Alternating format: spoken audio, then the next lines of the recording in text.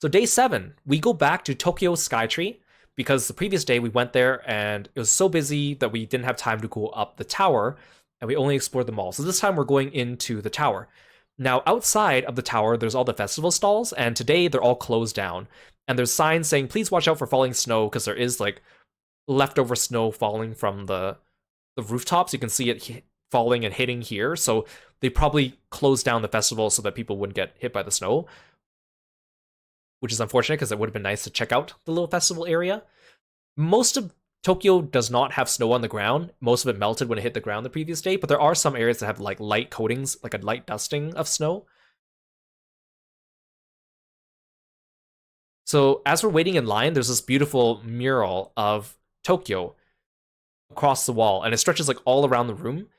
And it's really fun because if you look closely, there's like little cartoons of different things going on around the city, different like inside jokes or tourist attractions, different mascots everywhere. And then some areas of the mural are on TV screens that have animated moving parts of the mural. So it's really delightful, actually. So there's a lot of panels talking about the Tokyo Skytree and what it can do. It can change colors. So there's like a blue version and purple version and an orange version.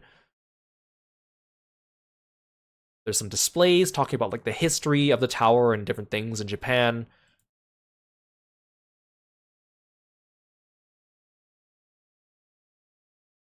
We don't spend too much time looking at these.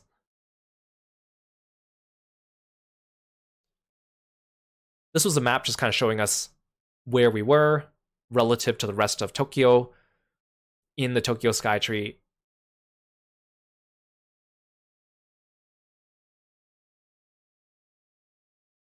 So we line up, we buy our tickets, we reserve our tickets ahead of time so we get to go through the shorter line.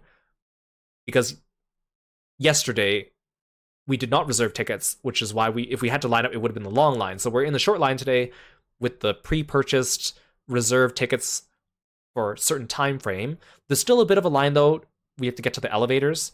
Once we get to the elevators, the elevator tells us like how fast it's going, and I think it reaches like 60 miles per hour as we go shooting up the tower as well. And you can really feel your ears pop when you go up. They had brochures that showed you what to look out for, and I really like it because it shows you all the landmarks and what to see. So it goes over like some of the things you can look for, some of the mountains, where some of the like airports, the rivers, major landmarks, major buildings. So that way you know what you're looking at when you're looking at the big landscape ahead of you as well. And there's other things to do up here. There's a commemorative photo stands, there's a shop, there's a cafe, there's a restaurant. You can also like pay extra to look through like an extra floor gallery that is available, but we did not do that. So once we're up here, you really appreciate how large Tokyo is. Like I know it's large, but just to see not only how large it is, but how dense it is from such a high vantage point was really humbling. Because like I live in a large city, I've been to large cities before, but they're nowhere near as dense and compact as this. So looking out here and being able to get like a full 360 view of the city is very breathtaking. So we go around, there's a lot of people up here, but it's not that hard to get a spot at the window to get some pictures and stuff. There's also this section here where you can write a wish on a ribbon and then tie it to the wish clothesline thing. But you need to buy your ribbons from these gacha vending machines. Yes, everything's gacha. And then you can write your wish on the ribbon and then tie it. But we didn't do it. There's also this like sumo ring up here, and according to the sign, once in a while they have like sumo matches up here, and as a tourist attraction you can pay to challenge one of the sumo wrestlers if you can push them out of the ring and then like take a picture with them or whatnot. So here, so there are like certain days and certain times you can come and do that and pay ahead of time to wrestle with the sumo wrestler. So more pictures of the skyline. You can see the ocean in the background. You can see some mountains. It's kind of fun taking out the map they show you and trying to find the landmarks as well. You can see like Mount Fuji all the way in the background here, like very faintly in the picture. The water is also pristine and clear. everywhere and so still and unmoving. You can also see the shadow of the tower that we're in as well. And as the day progresses, the shadow moves around, which is kind of neat as well.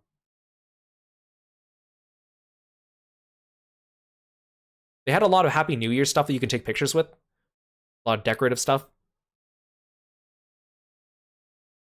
Yeah, also, as we were looking out over the city, we saw like a lot of the major freeways and roads, and they barely had any cars on them.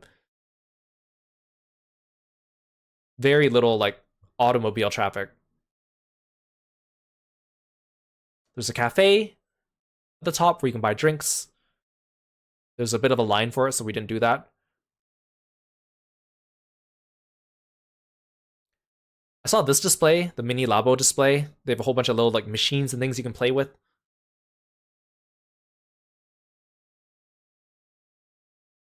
We also saw the shop where you can buy a lot of souvenirs. Again, a lot of souvenirs that would be great for people if you're bringing back and they're not like otakus where you can get like fandom merch for them. A lot of souvenir shirts. They look pretty cool too. There's more souvenirs. You get little like yukata or kimonos for your wine bottles. These are the mascots of the Sky Tree as well. Apparently there's like a stamp hunt where you can go around and get different stamps to collect into your pamphlet with all of them, but we only found a couple of them. It was also a little unfair because one of the stamps is actually at the bottom of the tower when you exit and get off the elevator. So you could be stuck up here looking for that last stamp, but it's actually not until you exit that you can see it. Some pretty postcards and greeting cards as well.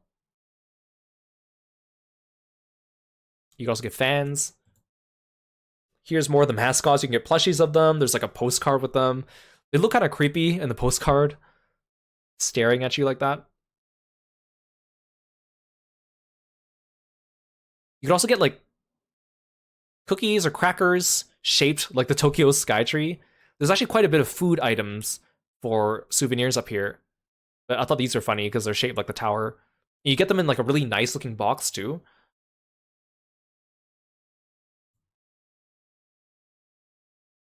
This was interesting. They have a sign here talking about how it was, produced in Hokusai's birthplace and certified by the Sumida Ward. And it's from like the Sumida Hokusai Museum. There was a little like post office station, and you can actually like write a postcard from up here and send it through the mailbox here, and it will get picked up by a mailman and mailed. So you can say you mailed it from the top of Tokyo in the Skytree Tower, which I think is kind of neat. There was also a restaurant here, although I imagine that you probably need a reservation for it. So we didn't go inside. There were capsule toys of the tower itself, so you can get different colors of the tower, as well as different, like, of the mascots and other things as well. Everything's capsule. Everything's gacha. There's also another cafe on the other floor. It looked like it mostly had the same things.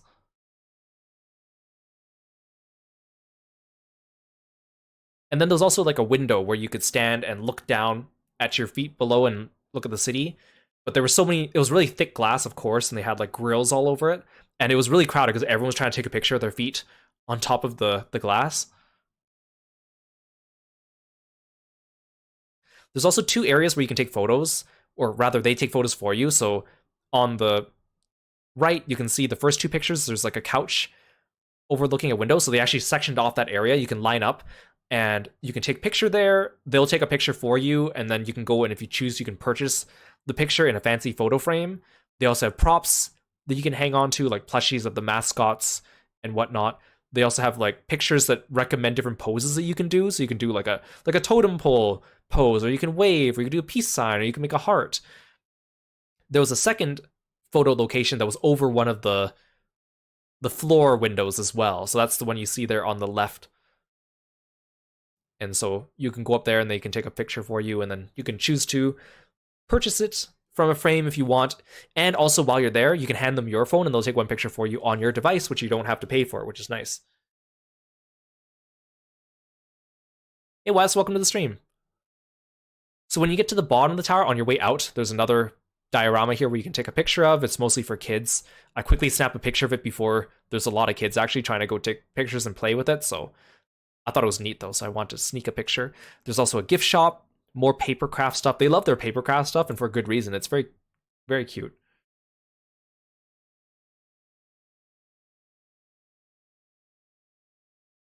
So finally, we decide to go to the food court and eat. So this is the same food court that we passed by the other day, but we didn't have a chance to stay because it was so busy. It's still quite busy here. It's really hard to get a table. The sign recommends that you get a table first and then go order your food and come back. People in Japan are very trusting. A lot of times they'll go reserve a table, they'll leave all their stuff there, including like all their purses and stuff like that too, or all the stuff they bought, and they'll just leave the table unattended with all their stuff. They'll go buy their food and come back, and no one like steals it or anything like that. That's just part of the culture there. So while we're here, we try to find a table. It's really hard to find a table. People are hovering around like sharks. The second you see anyone getting up and starting to pack up, a bunch of people will swarm near them to try to see if they can get the table. Luckily, we find one small table. It's only for two people, but it's against like the booth bench. So we squeeze in three people, and then we take turns going to get our food while watching our stuff. I decided to get these soba noodles with smoked duck breast. It was really tasty, but I kind of wish I got the udon from the udon place, but the udon place had a long line when it came by. Apparently the line died down like right after though, so should have gotten it, but oh well. This was still good though. I like roast duck. And then I got some kalpis to drink on the side too. But it was a very nice food court in terms of what they had. Lork got some cold soba, so he has like the sauce and the meat there on the side, and the soba. I didn't take a picture of it, but Kieran gets the udon, which is why I was like, oh, I thought the udon place had a really long line. He was like, no, the line was fine. So he went after us, so it must have died down by then.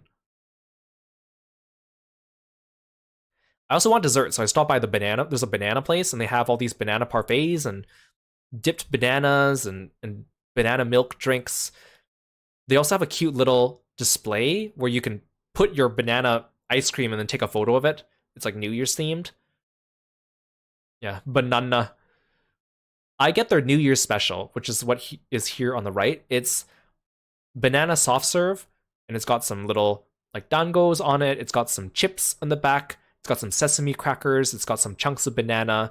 It was really good actually. And then I also got their banana milk. When you choose, they actually call it banana juice, not banana milk. And when you buy it, you can choose whether to get the regular or the extra pure one. I guess according to the instructions, that one's like more banana forward. So I got like I think they called it a rich banana juice. I got the rich banana juice, and it was okay. I thought it would be a little bit sweeter. It was also quite thick. It was very thick, to the point where it was a little bit difficult to sip, but it was good. I think the soft serve was better. The banana flavored soft serve was the highlight of the meal.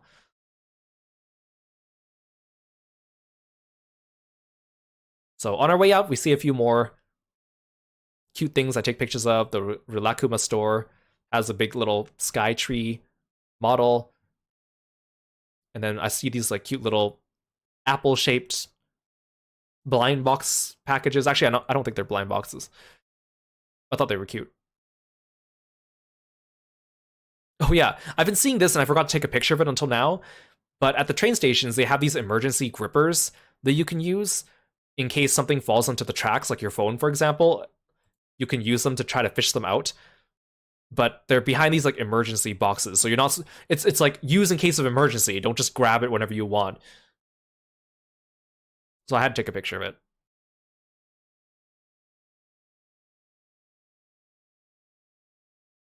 Next up, Tokyo Dome City. So we have two things on the agenda for the day. We are going to the Suikoden Museum, and we're also going to a DDT event, which is a Japanese wrestling company.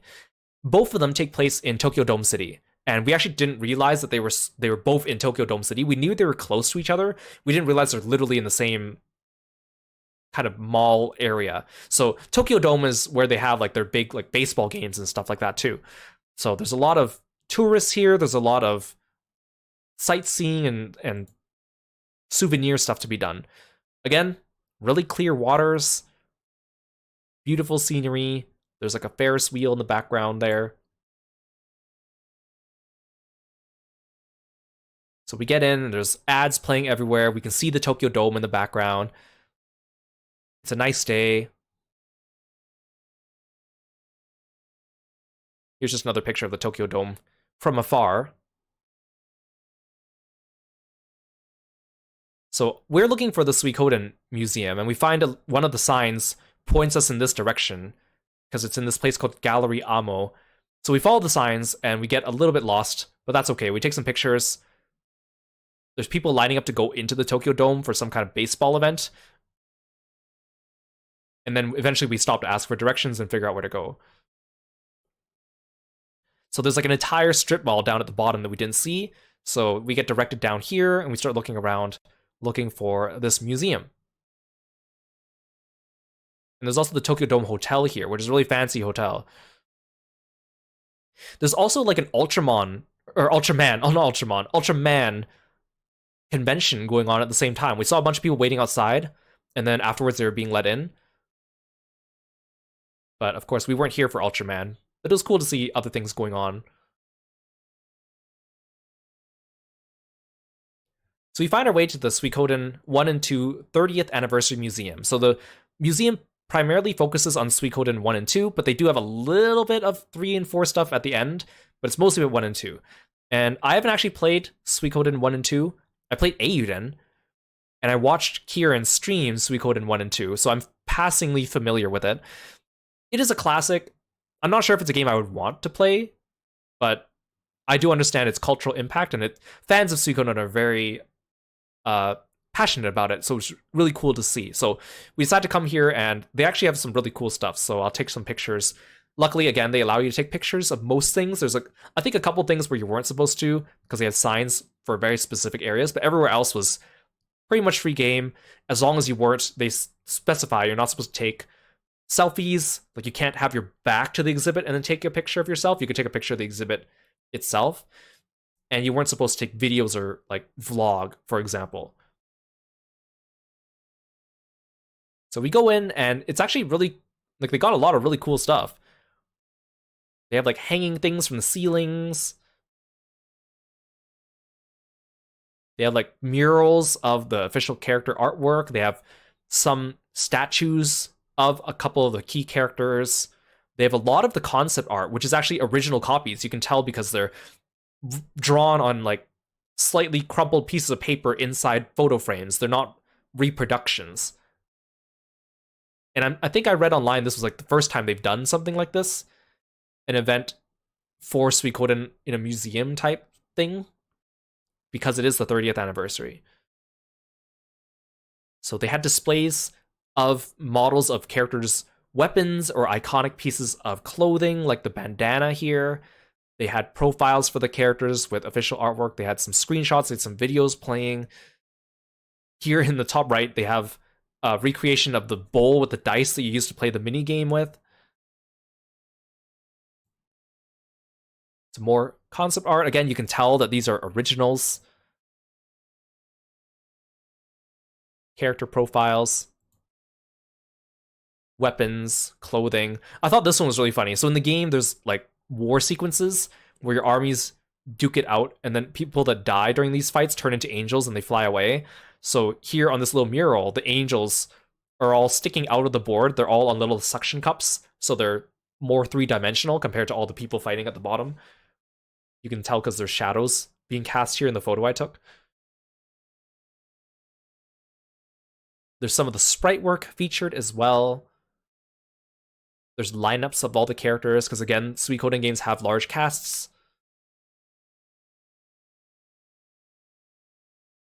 So it was really neat to see. A recreation of this iconic scene. Like, I was quite impressed. It was more involved than the Tales Museum that we went to, but obviously not on the scale of the Capcom Museum, because obviously Capcom has a lot more money. See another full body model of a character, along with some lighting effects, character profiles, and sprites along the wall.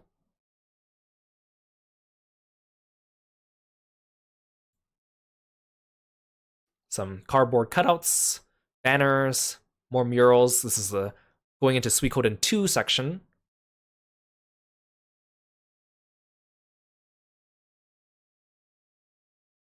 So concept art, group composition art, paintings. It's nice to see a lot of traditional art on display.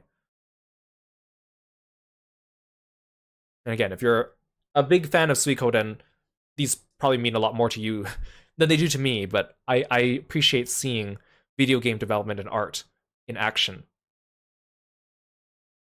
Some of the weapons again. I love the details on the end of this rod. Like, look at those dragon heads. The 3-section staff.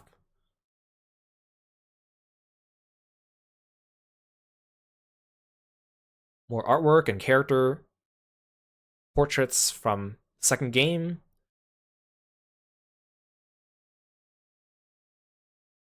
More sprite work. Some of the party building activities you can do. Yeah, like all these like events were going on while we're here. We didn't plan this ahead of time. Tales Museum, Capcom Museum, Suikoden Museum, all these limited time things. We are very lucky. In addition to also Comic-Con and Grand Blue Fest. Because like Eorzea Cafe and Grand Blue Cafe are there year round, so it wouldn't have mattered what time we went. But everything else here was very fortuitous. We have the recreation of the sword from that vampire dude. There's a tactician outfit on display here. Another full-scale model of a character. Some recreations of their outfits.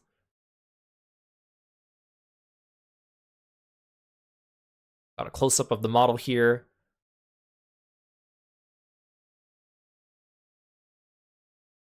Another recreation of some iconic scenes, some weapons. It goes really cool.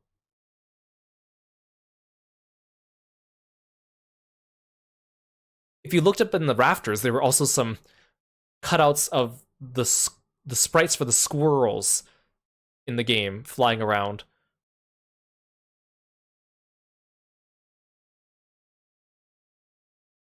There were also scripts here, and Kieran was explaining to us that these are the scripts of the games with annotations on them as they edited and changed them, which was kind of neat, but it was all in Japanese. They had some curtains with some of the iconic fights and sprite work up here as well on our way into the next section. This museum was so much longer than we thought, because we thought it was over after this part, and then we kept going. We're like, wait, there's more. Model of the main antagonist, Luca.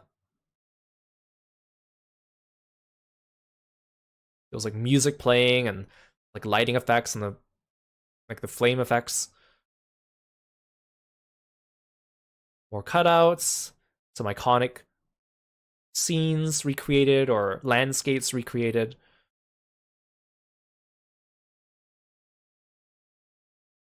Character profiles and sprites from the second game.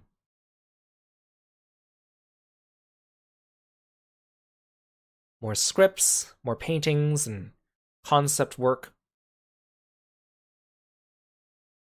And then at the very end, they had, because this was mostly focused on Suikoden 1 and 2, but at the very end, they had like a little, I guess it's like the future of Suikoden going forward kind of section.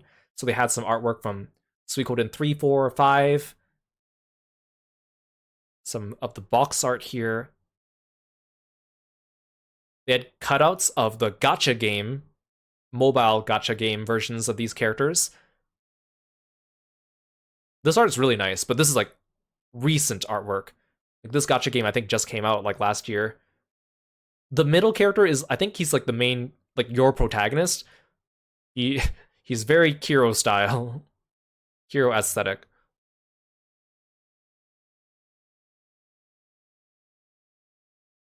There's more ads for the gacha game.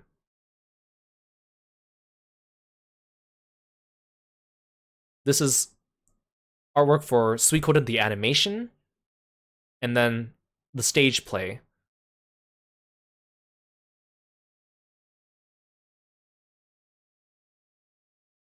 So there was the merch section at the end. They had a model here of the character yet again.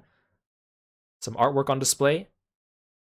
And apparently there was an auction going on for this model as well, or at least it was like a form you could fill out if you were interested in auctioning for it. There's this book of the cards of the characters as well on display. Some really pretty artwork.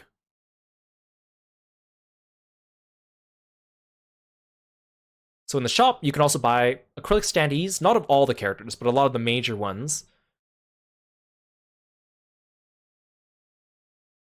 Some cute little acrylic standees of chibis, some file folders, some standees with the box art. I thought those were really cool. There's keychains of some of the characters that have silhouettes of their weapons on them. Again, not every character, but most of the popular ones or iconic ones.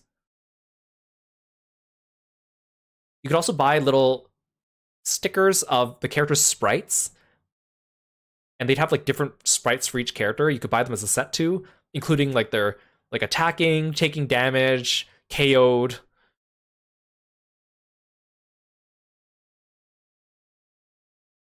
They had plushies specifically of Victor and Flick. Like no other characters had plushies, not even like the main protagonists. Only Victor and Flick had plushies. They also had the little flying squirrel socks and towels and bags. So these were some keychains you can get where each one had, it was like a tag, and it had the character's portrait and then their like a silhouette of their weapon on it.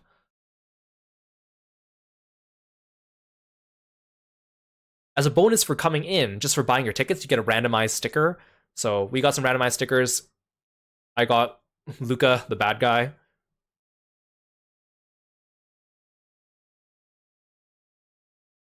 Oh yeah, and like all the things are listed in the prices are listed in the currency of the game. Potches in this case. Yeah, because we saw that with Grand Blue as rupees. For Final Fantasy, it was in Gil.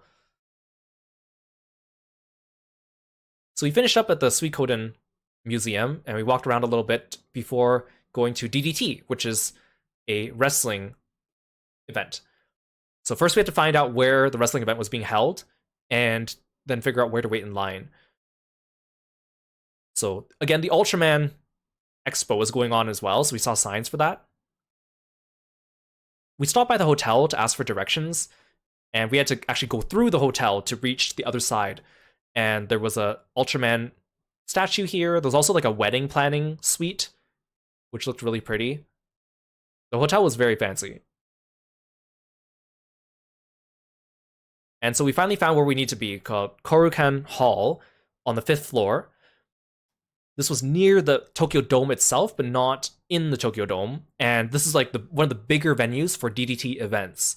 And so we got there not knowing how early we need to get there to line up, because we knew that we wanted to line up a bit early because you could buy merch and get them signed by certain wrestlers. And we wanted to make sure we didn't miss out on that. So by the time we got there, the line was already coming out the door of the building. And luckily there was a guy with a sign showing us that this was the line. So we started lining up. We were just outside the door. And it's a good thing we got there when we did, because the line continued to build behind us and snaked around the building. Little did we know, it looked like we were close to the beginning of the line, but actually the line came out in front of us and then it went all the way up the staircase to the 5th floor. So we were actually like quite a ways down the line. But we got there just in time to before the line got too ridiculous. I mean, we do have tickets, and the tickets give us seat numbers, but it's for all the pre-game stuff that we want to make sure that we get there for.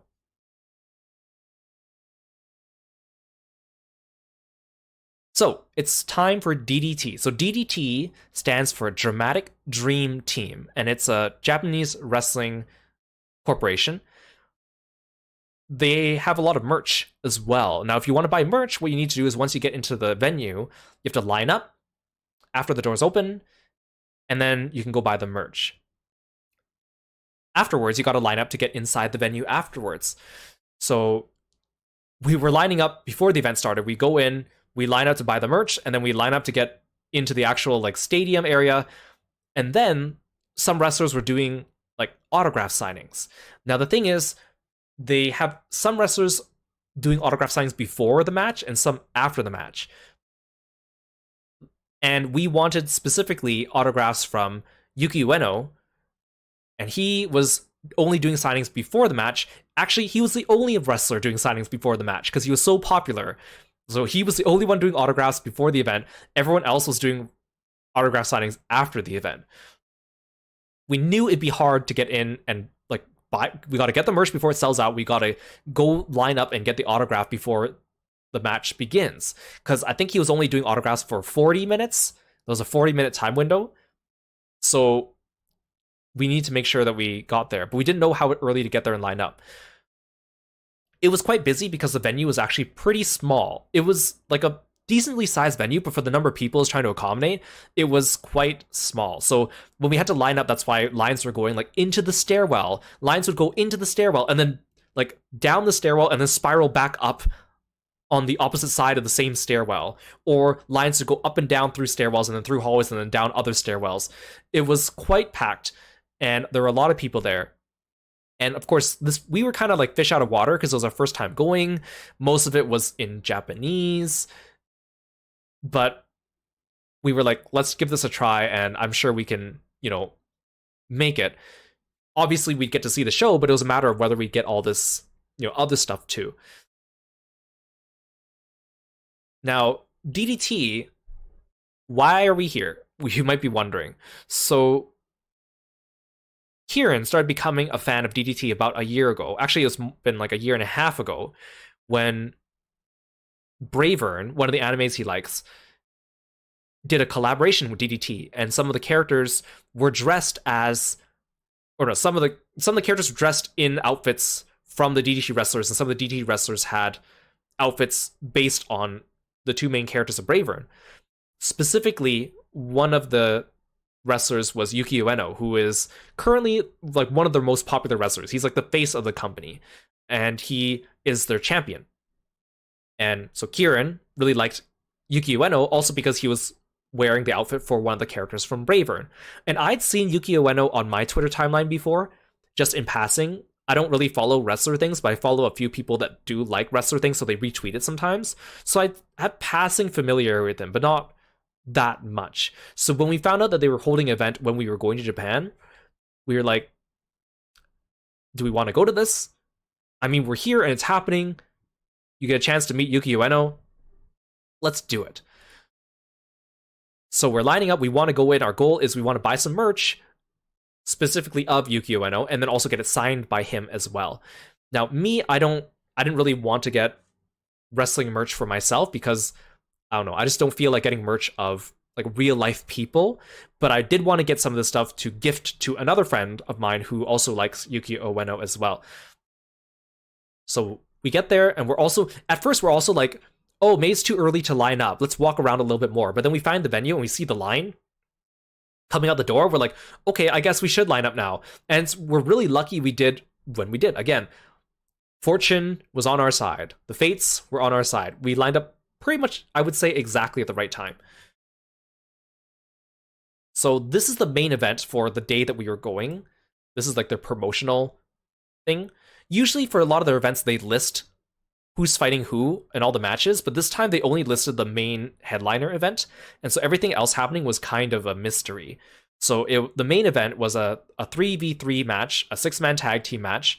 So we have Yuki Ueno and Kaisei and Toi versus Mao, Cannon, Sumi, with Kumihiro on the side. And this was their first event of the year of 2026, and it was also in one of their bigger venues as well, so it was sure to be something fun to watch and with some big things. And I've never watched wrestling before. I've seen clips of it before, but I've never actually like watched a whole wrestling match, so I don't really know completely what to expect. And it was, well, you'll see. So finally, they decide to start letting people in. So the line starts moving, and we realize that the line was going up the stairs the whole time. So we go up the stairs. A lot of the stairs are like signed by a lot of people on the stairwell, on the roofs, on the ceilings, on the walls, on the steps. Presumably like wrestlers and other celebrities or actors. Who knows? Maybe it's just graffiti. But this venue is primarily for wrestling. So we get to the top, and then we got to figure out which line to go into to buy merch. There are a few different things to buy. There's like player portrait cards, which are new for the new year, with like pinups of the wrestlers. There's also t-shirts, there's other little things. Some of those things they've sold before, so they're not new pieces of merch. There's acrylic standees of the wrestlers as well. So we got to figure out which line to go into. So we get directed into this line, and the line is quite long, so it goes down a stairwell on the opposite side of the building. And then because the line was long enough, it had to snake back up the same stairwell on the opposite side of the path. So it was really packed in there. So we got into the line and we were down the stairwell. The line's moving pretty fast most of the time because it's not a shop. You just get to the table, you tell them what you want, they get it for you, you pay for it, you move on. At the same time, there's also a line to get into the stadium.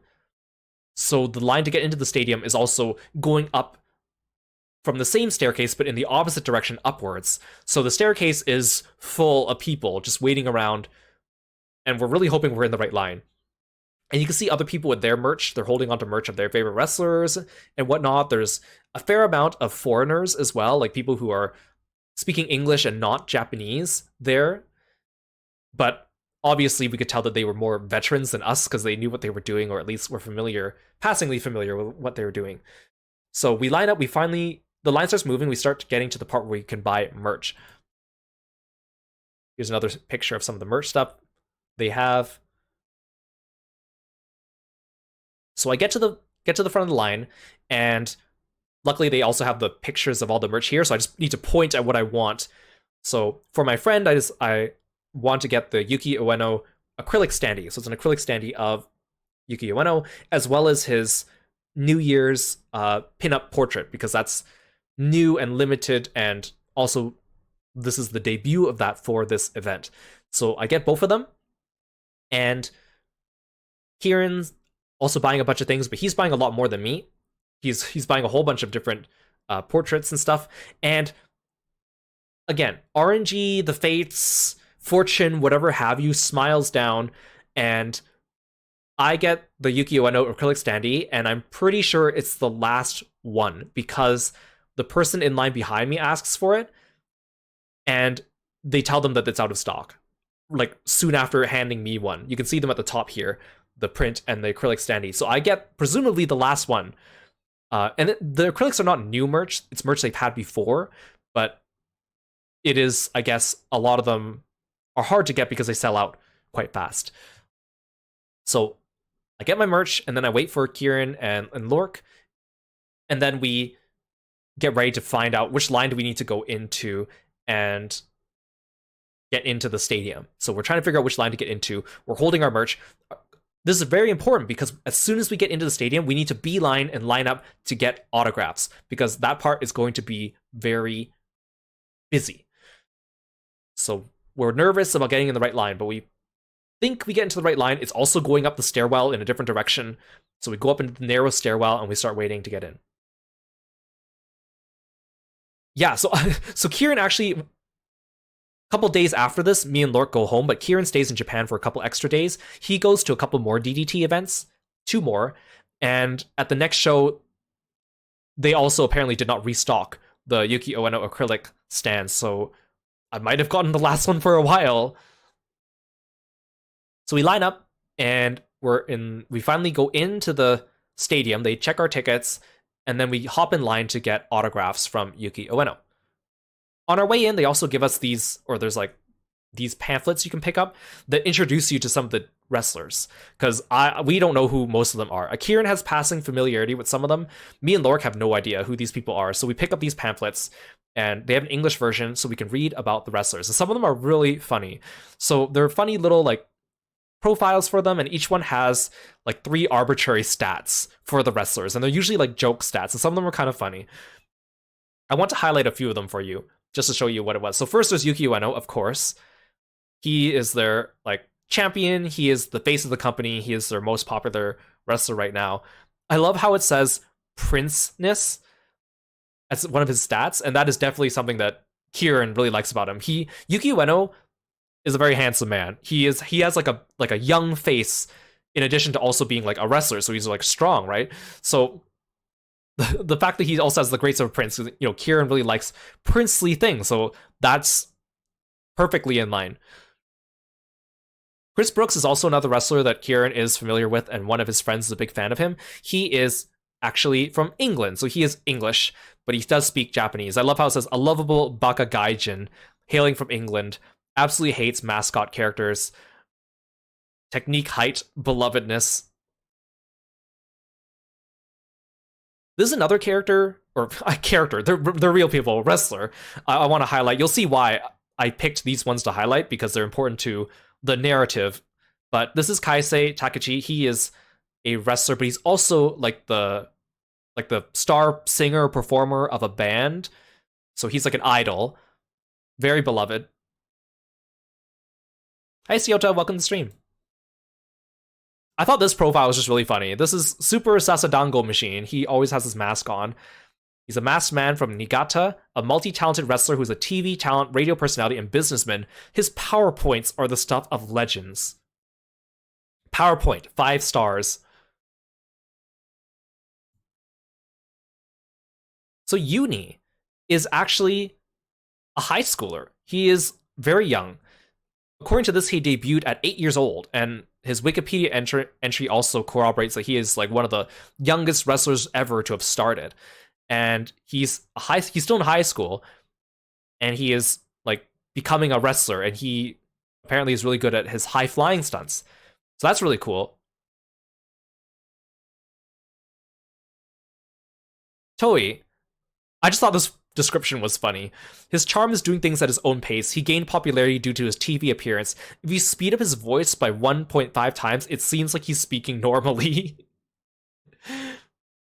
I just thought that was funny.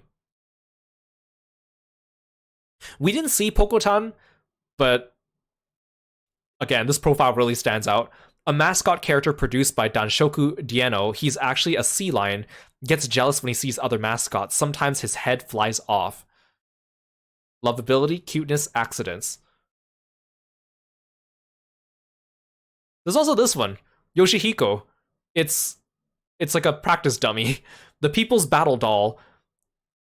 He's experienced all sorts of injuries from being stepped on and his face being removed, hailed as a legend in America. Popularity, toughness, and then 0 talking. We didn't see Yoshihiko today, but it's just funny. So we wait in line to go get autographs from Yuki Ueno, and we can hear him. He's very close by, behind a little like barrier. There's quite the line to go see him, but it seems fairly manageable. We're not too far back in the line, but the venue is very crowded. We're just kind of waiting in the middle of a hallway, and there's people trying to get to their seats. There's people like trying to buy drinks and whatnot. There is like very little room to maneuver. There's staff members directing people. There's people coming in from like the elevators that need to use them for wheelchairs or whatnot. There's people coming in with their tickets. This place is packed. Even though it's their biggest venue, it is very clearly not the best place for this many people. But you can tell that it's like all wrestling stuff, because there's all sorts of wrestling paraphernalia all over in all the display cabinets, all the displays. So I'm pretty sure that they don't really do too much on this floor besides wrestling. Also, the fact that it's on the 5th floor is quite interesting, because again, there's so much more to the building, and everything for this is just on the 5th floor and into the stairwells as well. Hey Vice, welcome to the stream. Thanks for stopping by. Always good to see you. So we hear Yuki Ueno close by, and he's talking to the fans. And at first we thought that he was going to just quickly, see the fans, say hi, sign their thing, and then keep going. I've been to other autograph signings for people before. I don't go to very many, and I've definitely seen that type where, they try to get through as many people as possible because they know there's a lot of people. But it's taken quite a bit of time, and we find out it's because he's actually taking time to have conversations with his fans, which is very sweet. Listening to him and even only understanding part of what he's saying, he's very sweet. Unfortunately, it makes us nervous because we're not sure if we're going to even get to see him in time, because the line is moving slow and we only have 40 minutes to get our autographs before we have to go find our seats, and he has to go leave. So we're standing there kind of waiting. There's other people around with merch of their favorite wrestlers or whatnot. There's also like a family ahead of us with 2 little girls, and they're so cute. One of them has a little cardboard cutout wrestling championship belt, and they have like all their merch ready to get signed and stuff like too. They were really cute. So we're waiting, and the line's kind of moving, and we're getting closer and closer, and it's getting tight. We're getting a little nervous. finally we get to near the front, and then like he says hi to the family near in front of us, and he's really cute. He gives the little kids high fives. He signs their thing. He looks at their cardboard wrestling belt and like admires them and whatnot. Very, very cute.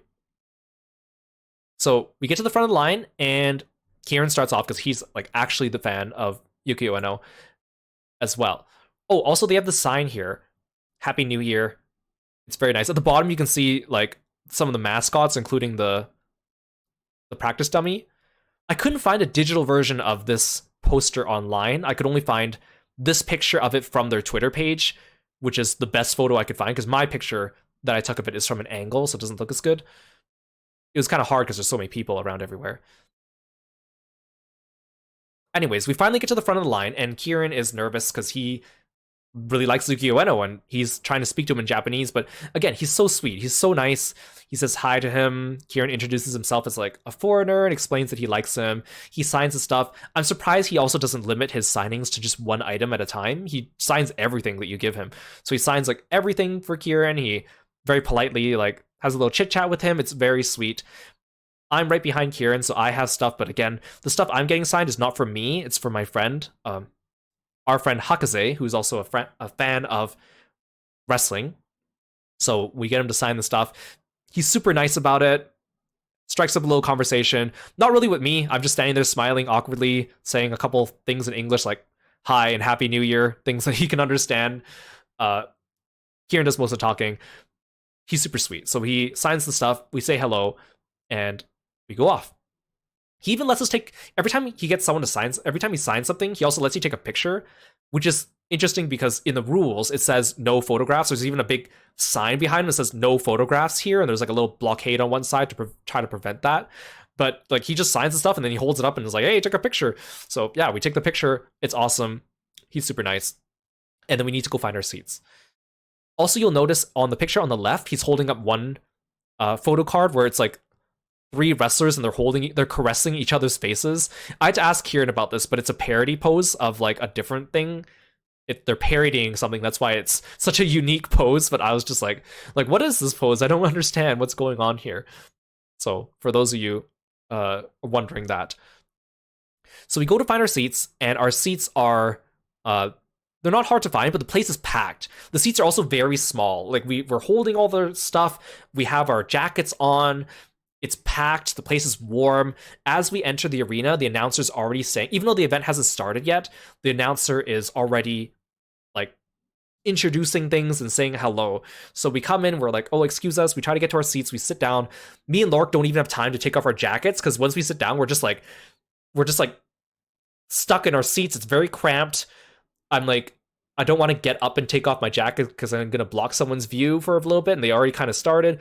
And at first, it's not that hot, so actually, I end up wearing my jacket for most of the event, but I eventually take it off hastily between matches near the end. Lord keeps his jacket on the whole time. He's a real trooper, but it is tight in there. We are elbow to elbow, and just like in...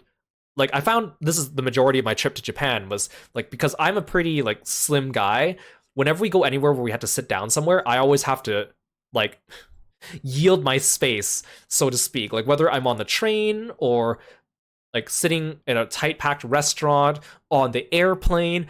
I always sit next to people who love to spread out, whether it be like man spread or their elbows come into contact with me, or if there's only one armrest between the two of them, I never get the armrest. It's always the other person getting them, and I'm just like, whatever. But so here I feel it more than anywhere else. Everyone's just packed like sardines, and I'm just like trying to make myself as small as possible so I don't bump into anyone or make too much space. And also it's warm, right? So if you're touching someone else, they're also warm and sweating, and so I'm like, okay, we're just hunker down and we're just gonna sit down and enjoy the show.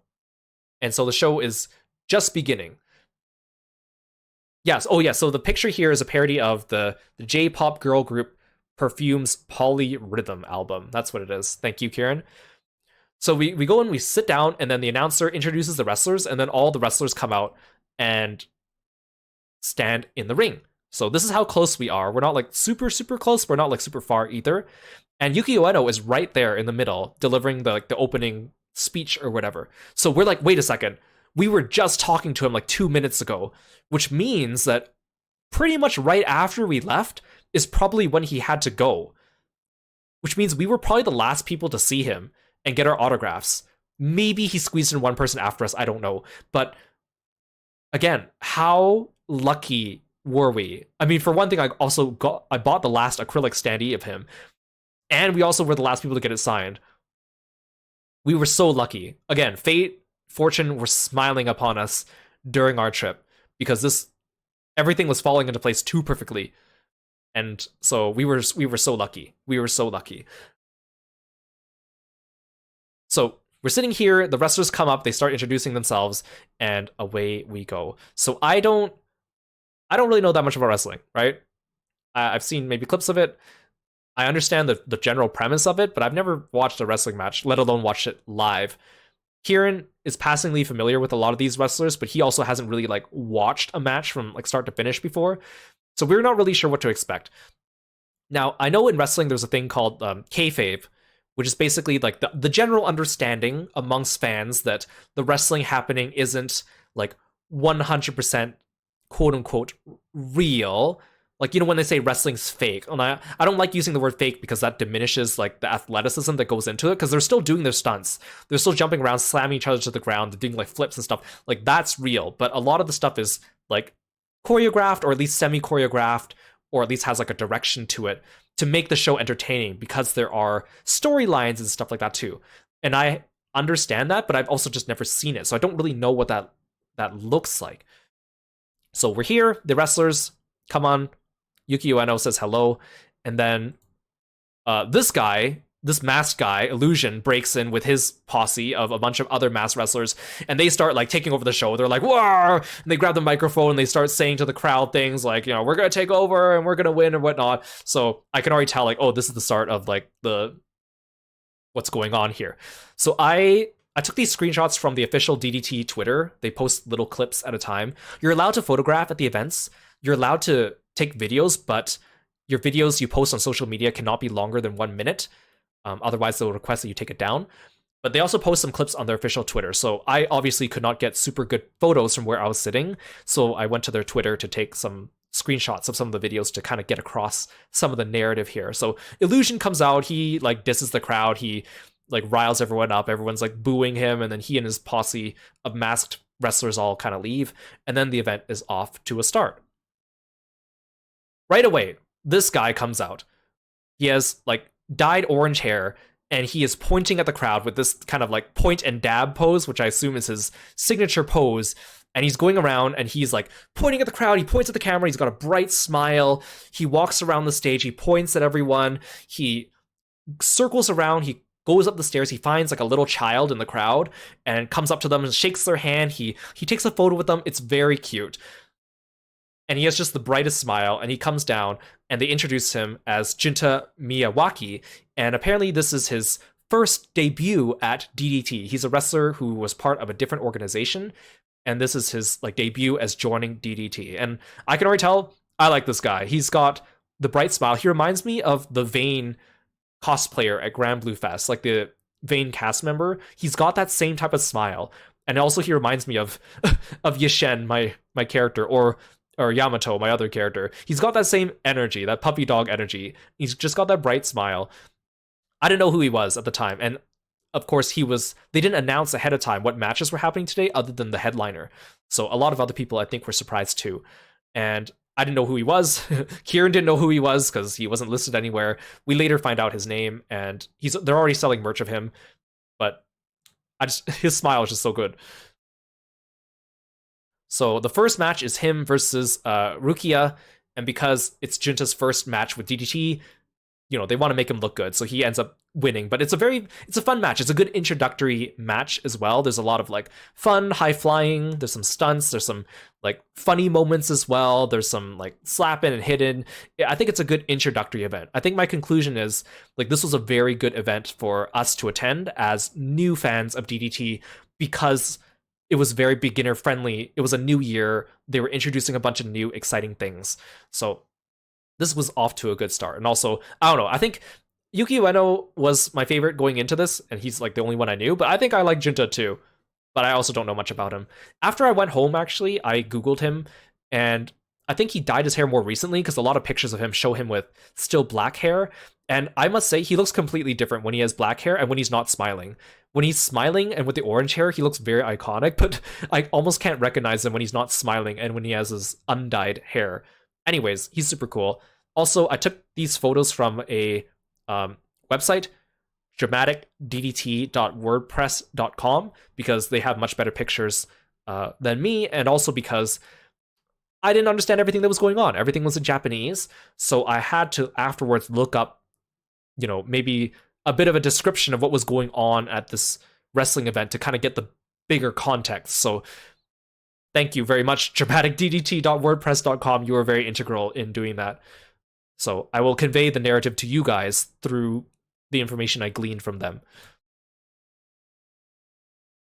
So the next match comes up, and this picture actually isn't from the WordPress. This is a still from the Twitter account. So I apologize. I put the wrong credit there.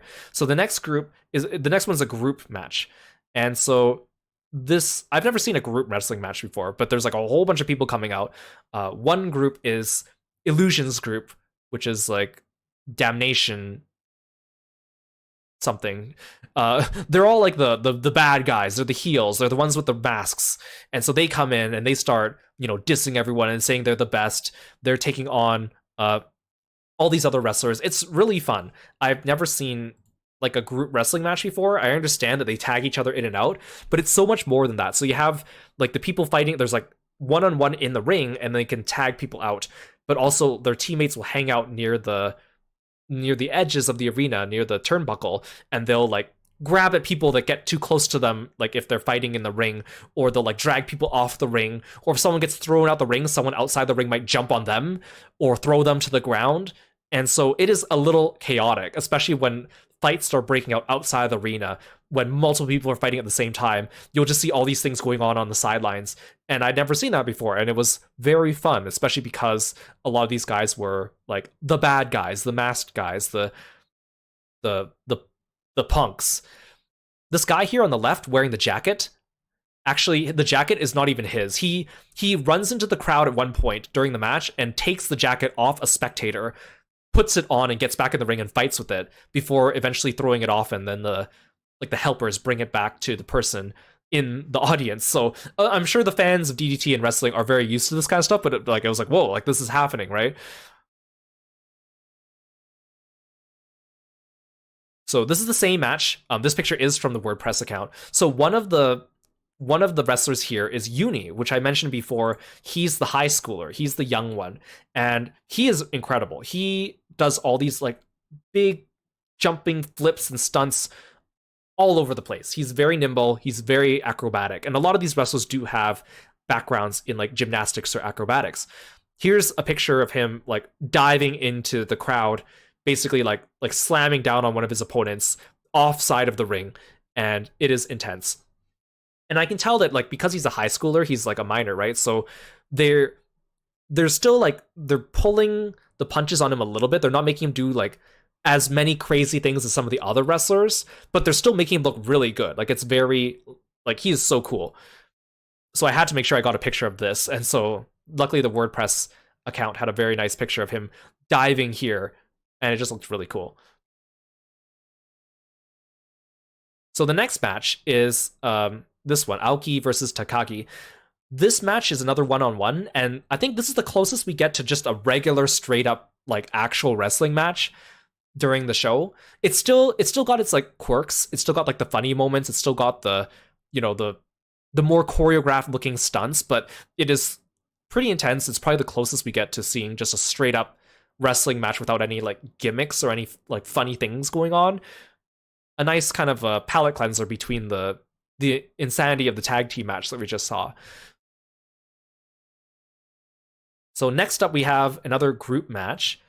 These guys in general have a lot more flashy outfits. A lot of them have these flashy outfits, and some of them, when they go up into the ring, they will take off their jackets or whatever, or they'll take off their flashy outfits, but a few of them still kept these on. Like this guy has all these tassels on him and stuff, and he just wrestled in the whole thing. It was another like group match, so a lot of crazy things going on, people being thrown outside the ring and then having their teammates dogpile on them, or people like grabbing each other at the turnbuckle to hold them in place for someone else to hit them, switching in and out. It was like a lot of stuff going on. Yeah, there was a lot of chest slapping in this one too. I think in general there's a lot of chest slapping in a lot of these matches, but yes. So it was a lot of fun to watch again and to see a lot of the showmanship of some of these wrestlers in addition to their athleticism and the things that they were doing. So next up, we had another kind of big event, not the headliner event, but another one that was kind of the key cornerstones of this event. So we have Chris Brooks, who I mentioned before is British guy. We have Honda and Masada, as well as Bun Bun. So Bun Bun is the puppet here, being held in his hand. Me and Laura kept calling him the Muppet because we didn't know what he was called. And so he's like a mascot character, and we weren't really sure what to expect because we knew that he quote unquote, he participates in the wrestling matches, but we didn't know what that looked like. Was he puppeted like a Muppet on the stage? Like what does he do? So he's kind of like a mascot, and for most of the match he was just kind of sitting on the turnbuckle, but not for the whole thing. And their opponents were Harashima, Owashi, and Hirata. And it was really funny because they're like going around, they're wrestling. There's jokes where they stop to do things or like have monologues or do funny maneuvers. And then at one point, I think one of the opponents has one of these guys in like a lock, and then one of the teammates throws Bun Bun at him and hits him in the head and then frees him from it. So Bun Bun does quote unquote participate.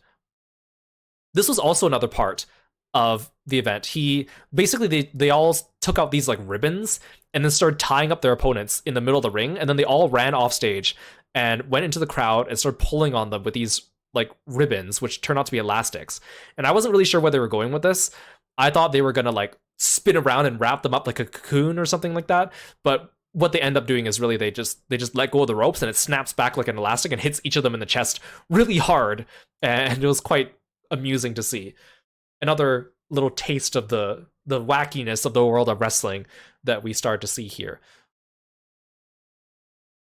So at the end of this match, there's an announcement that that Takashi, the guy with the L sign on his forehead, that's a signature pose, is leaving this group. So this group is called Schadenfreude International, and so he announces that he's leaving the group, and then they announce that because he's leaving, they're going to disband the group because the group was originally created to help catapult his wrestling career, and so without him the group no longer serves that purpose, so they're going to disband the group, and then they'll meet again as rivals in the ring one day. And I think at one point even like Bun Bun like whispers something into his ear to wish him good luck or whatnot, and they celebrate, and there's a little bit of a monologue. And of course at the time I didn't know what was going on. I needed to have it explained to me later and read the aftermath, but it was cool. It was very heartfelt. It was fun. So next match, we have Takashita and Akito versus Dieno and Super Sasadango Machine, he's the masked businessman who makes really good PowerPoints. So I took this screenshot to try to explain this, and it's kind of hard to tell, so I'll explain it as best as I can. So Takashita is actually going to have another wrestling match the next day at another event, a non DDT event. And there he's actually defending his like heavyweight championship title or whatnot. So he tells everyone that he's going to need their blessings and good luck, and he's gonna finish off his opponent with his signature right knee attack or whatever. So he takes off his right knee pad, and then one of the announcers or producers, I'm not really sure what his title is, tells everyone like, hey, we should all bless his knee pad. So one of the ring helpers, you can see him in red shorts here, kind of in the middle of the screen, picks up the knee pad and starts walking around the arena, and as he passes by, the fans will like say a prayer and hold their hands in a prayer formation and bless it. So he's going around the whole match doing this while the match is going on. And again, like big props to these ring helpers, because they do so much, and they are the unsung heroes, because they're the ones who help like tell the crowd to move out of the way before like the fighting starts breaking out in that area of the stage. They're the ones who help return items back to the audience members if the audience members had, you know, their jacket stolen by the wrestler and taken back. They're the ones who also help like move people around, the wrestlers around, and direct them and stuff. They do so much. Oh yeah, some of them are also wrestlers too. Yeah. Oh, so in this case it's Shunya Katsumata. Thank you. So, anyways, big props to them. So this fight's going on, and so he's going around with his knee pad, getting everyone to bless it. So from what I understand, so Takeshita here is fighting, and he basically takes down Dieno and Super Sasa Dango Machine by himself without the need of his teammate Akito in like record time. So he takes them down in like 3 minutes. And so the announcer slash host producer dude comes on to the ring and he goes like, no, stop. Like, that's not exciting. It ended too fast. What are you doing? And so they decide on the spot to have a rematch.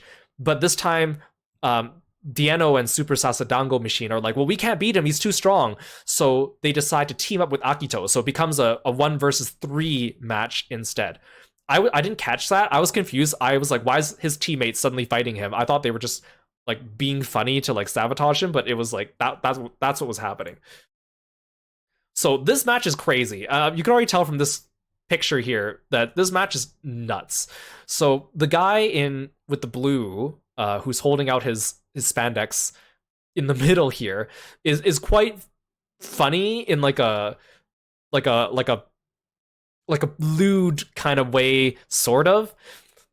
So his first introduction, when he first comes onto the ring, is he starts walking through the crowd and he starts taking random items off the audience members to wear.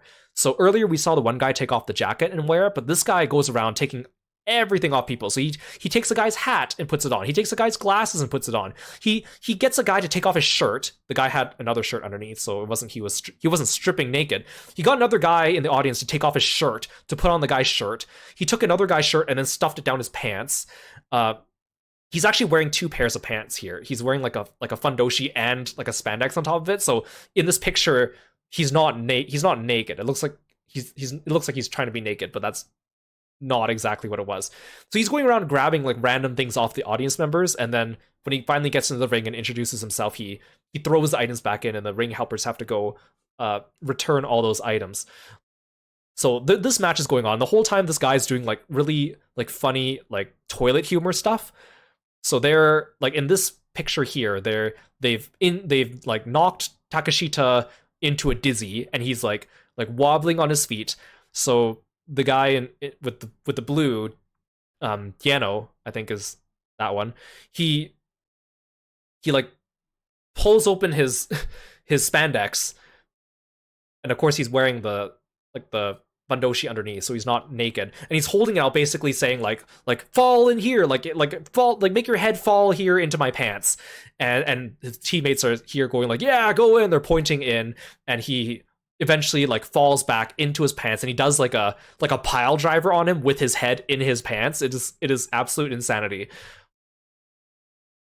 This is also another scene. This is also really weird to see out of context. It's weird with context, too. At one point, he gets up on the turnbuckle and takes off his first spandex, and he's wearing just the fundoshi underneath. And then his teammates are, like, grab Takeshita and, like, throw him towards him in an attempt to get his face to hit his butt. And then Takeshita stops just short of it and kind of goes like at the end, which is very comedic, but it's this whole thing. It's this wind up. It's crazy. It's nutty. It's it's so funny. At one point, he also pulls off the mask of the green guy, the Super Sasadango Machine, when he's like near the end and finishing everyone off, and the Super Sasadango Machine comes up to challenge him, and then he like pulls off his mask and throws it off into the crowd, so he's forced to dive after his mask instead of continuing the fight, eventually resulting in Takeshita getting the advantage. And then finally, the knee pad, which has been going around this whole time being blessed by the fans, returns to him, and he puts on the knee pad and basically like sweeps the floor with the 3 of them using the power of the knee pad and defeats them. And then they were expecting him to finish them off using his like signature right knee attack, but then he says that he doesn't use his knee attack, and then he explains it's because he's saving all that blessed energy for tomorrow's match when he has to defend his title. So it is goofy, it is crazy, it is absolute insanity, and it is so fun. So finally, we get to our headliner event. So this is one of the official promotional materials for this event. There aren't that many promotional materials for this event. I was trying to find ones to use for stream, and I couldn't really find too many. So we have Yuki Ueno, of course, our champ, our favorite, partnering up with Kaisei Takechi. If you remember correctly, he is the one who is also the singer, the idol. And Toi, he's the one who apparently if you speed up his speaking 1.5 times, he starts to sound normal. And he's taking on Kanon, Mao, and Kazuma Sumi. And it says with Kimihiro, but Kimihiro, he's the guy with the sunglasses and the red hair. He just comes out at the beginning to like announce them. He doesn't actually participate in the fight at all after that, but he like does some announcing and some fun stuff. So this match starts off, and I must say, Sumi, who is in the upper right, he's the one with the blonde hair and not wearing the sunglasses, is very impressive because he is significantly smaller than everyone else here in terms of body size. And it's hard to judge because, of course, like I'm not standing up at the ring, so I don't know how large he is in person. But compared to everyone else, he is significantly smaller, and he is like a tank. He is taking everything, and he is powering through. He is amazing. So he turns out to be really, really cool. So this match goes on. It's really intense. Yuki Ueno actually doesn't have that much ring time compared to his teammates here. And we kind of finish off with Toi getting a whole bunch of flashy finishing moves. And the match many times looks like it's about to come to an end just before someone breaks free, and then they have to resume the countdown. So it's very suspenseful. There's a lot of stuff going on. There's a lot of tension at the end. We hear a lot of girls behind us screaming for Kaisei because he is a handsome idol. So they were going ballistic for him behind us. And then there were also a bunch of people screaming for Toi. There actually weren't that many people screaming for Ueno as I thought. Although, of course, Kieran was definitely cheering for him beside me.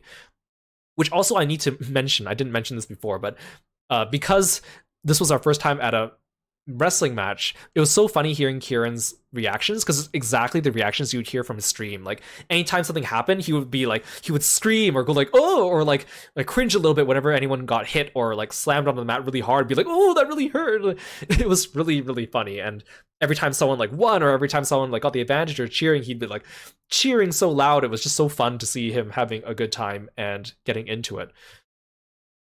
So the match goes on, and of course, it's victorious for our champions here, Yuki Ueno and Toi and Takechi. So they're here celebrating. They have all their championship belts. They're making some speeches and whatnot, and talking about what's going on and the future of what's going to happen this year. So they make an announcement that Takechi is going to be trying for like the championship title later in the year, and also doing his first like solo match against Yuki Ueno. So they're teammates now, and they will be rivals come, I think, February. And they also announced that he'll also be teaming up with a couple other wrestlers to join another tag team match later on as well. So there's like all this drama because he's like, oh, they were teammates and now they're rivals, and he's like I want to challenge you and I want to have a good fight and see you at your best, like that kind of thing, right?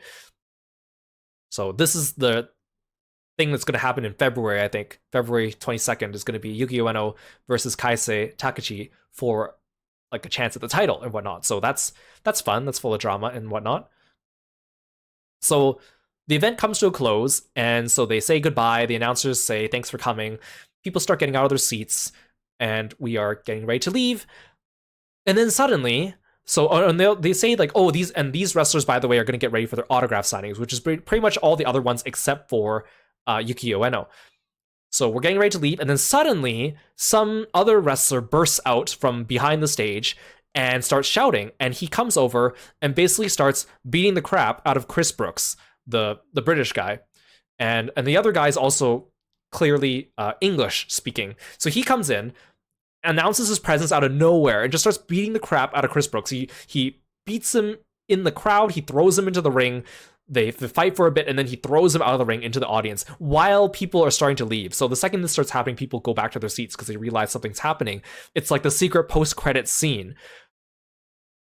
So this guy, who is revealed to be El Phantasmo, who's from another wrestling group, is challenging Chris Brooks to a match later on. And so he like beats the crap out of him and throws him into the crowd. He comes up and he announces himself as the #1 Ichiban Baka Gaijin, and everyone laughs, of course. And then to put like more insult to injury, he then grabs Bun Bun, the puppet, and then like puts him into like a pile driver and like pile drives the puppet into the ground, saying like I'm gonna like take it out on your teammates or your friends.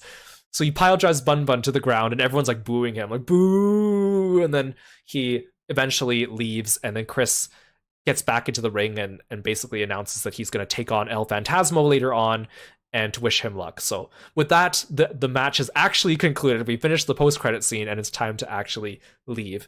So we start leaving. Kieran needs to stick around because he also purchased some photo cards, which he didn't get at the time. He got a number, so he has to go pick them up afterwards because I believe the photo cards are snapped and developed on the same day, so that's why they needed time to prepare them and get them to him. So me and Lork leave to get some fresh air. It's quite the line to get out. Again, the building's not really equipped for that many people at a time, and we're on the 5th floor, but we get out pretty easily. We wait outside for some fresh air, and Kieran comes back with the photo cards.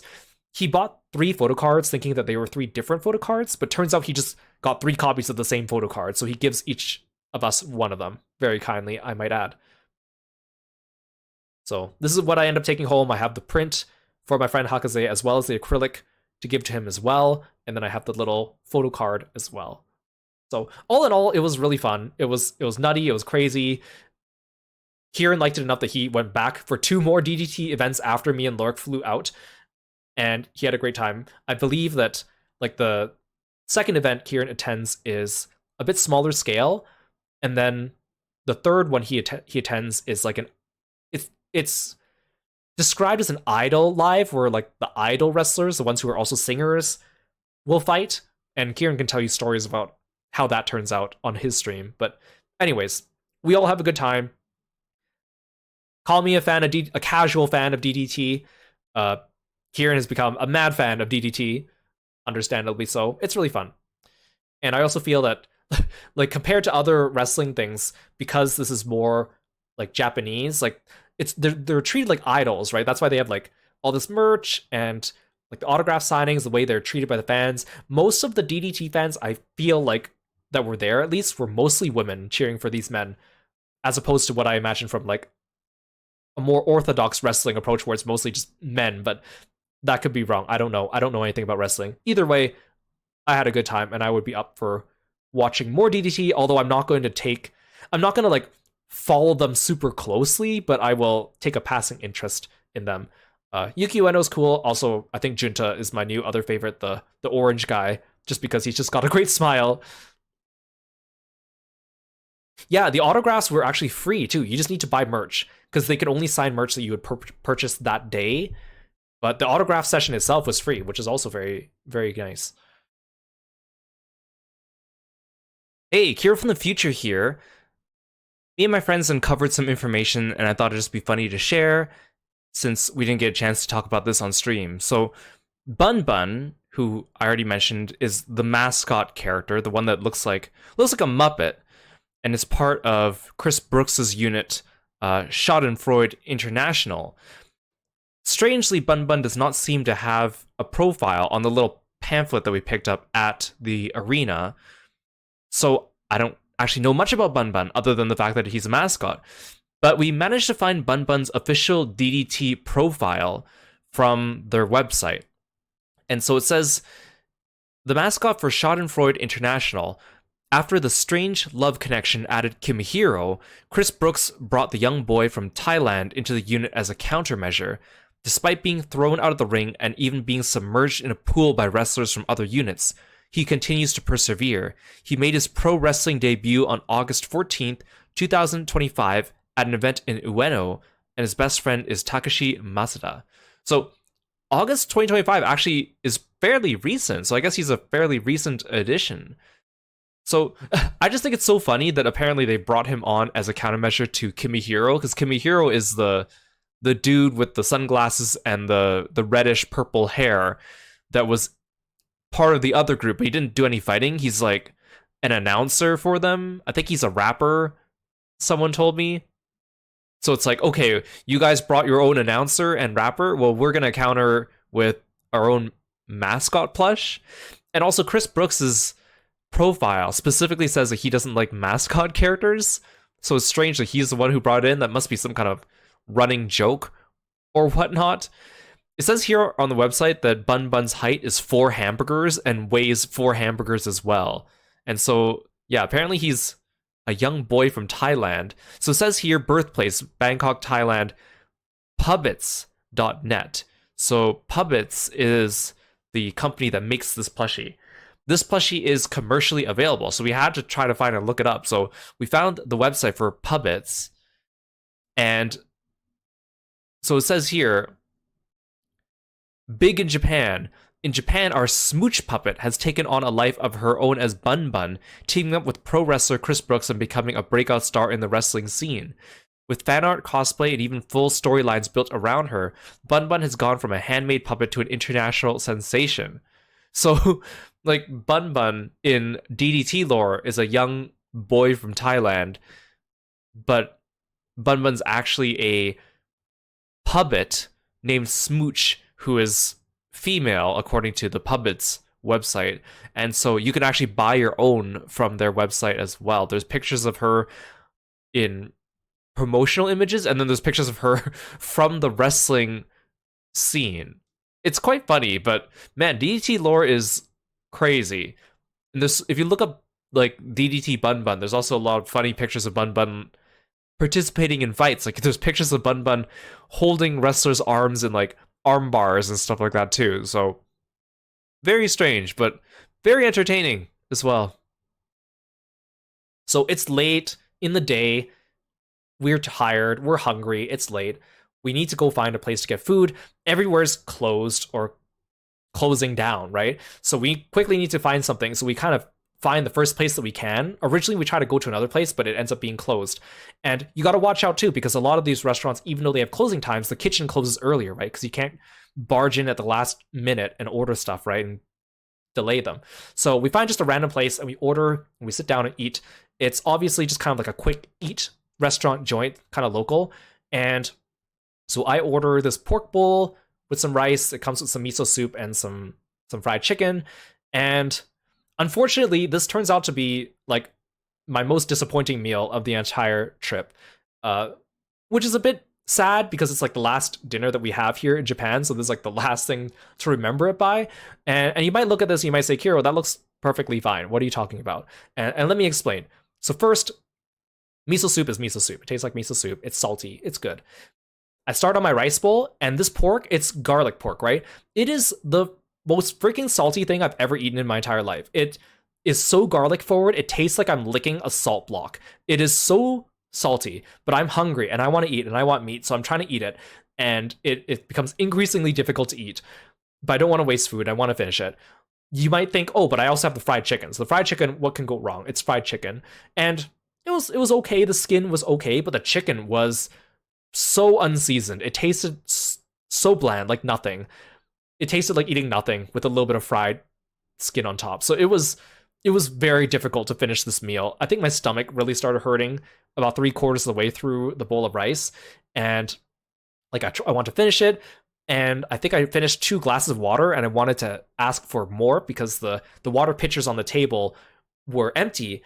But by the time I wanted to ask for more, the server had stopped coming around. So we finished eating and we waited a little while. I was hoping she would come back so I could ask for more water, and she didn't come back. So we just left after that. So I was left with very salty mouth and upset tummy and memories of my last dinner in Japan being upset tummy, unfortunately. So that was an unfortunate way to end the night. But I had a good time at DDT.